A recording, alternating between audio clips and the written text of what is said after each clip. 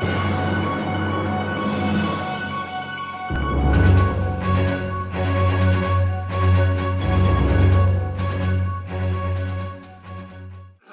we're here with Phil Moon's son. He's seeking a second term on City Council. Phil, why don't you just tell us a little bit about yourself, and then we'll get to some questions.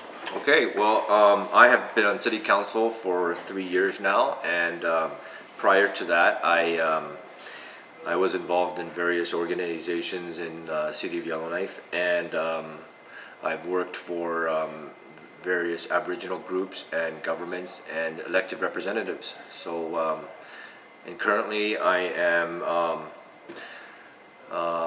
self-employed and kind of starting off a new business.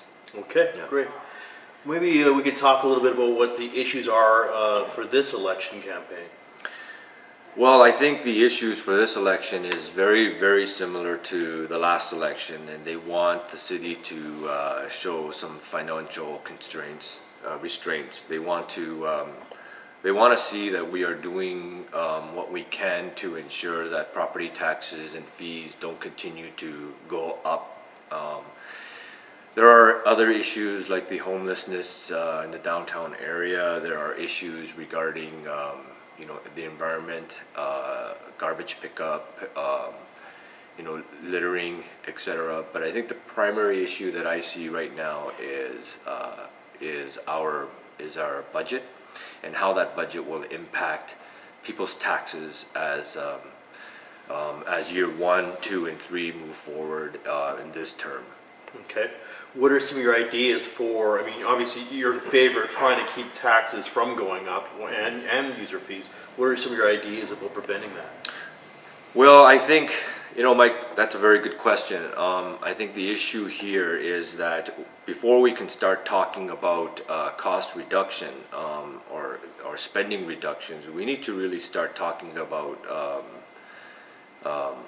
the spending that we have done, or the spending that is put forward. We can't talk about cutting costs and spending a large amount of money in the same meeting. That's just counterproductive. It seems like it balances each other out. Every time we try to make some gains, we lose some ground as well. So I think that's the biggest thing. Like when I ran 3 years ago, my vision was to concentrate on our core services, which is water, roads, sewer, waste, and protection. And I think my platform is the same this time around, is that concentrate on those 4 issues, keep taxes low.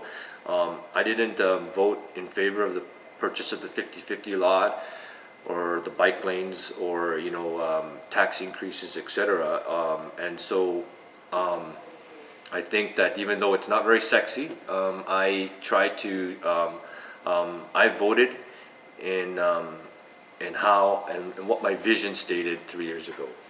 Let's talk a little bit about the 50/50 lot. A lot of people are talking about that.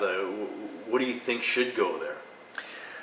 Well, it's a very polarizing issue. I do think that the homelessness issue is a definite issue in and around that area. It's primarily for the customers and for the business people. What should go there? Well, I think the general public would be more receptive to what's going there if a plan was there, and if it was to be somewhat revenue neutral. I hate to use that word, but I think a lot of people are trying to justify the city's involvement, and having a revenue neutral plan would give them a lot more comfort than just building a park. I don't think anybody disagrees with beautifying the city, but at what cost?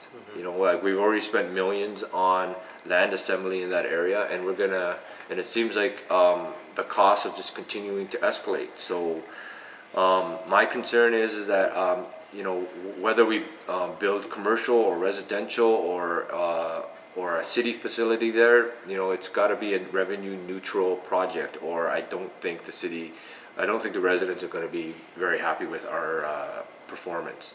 Any final thoughts? On Just maybe on the election campaign so far?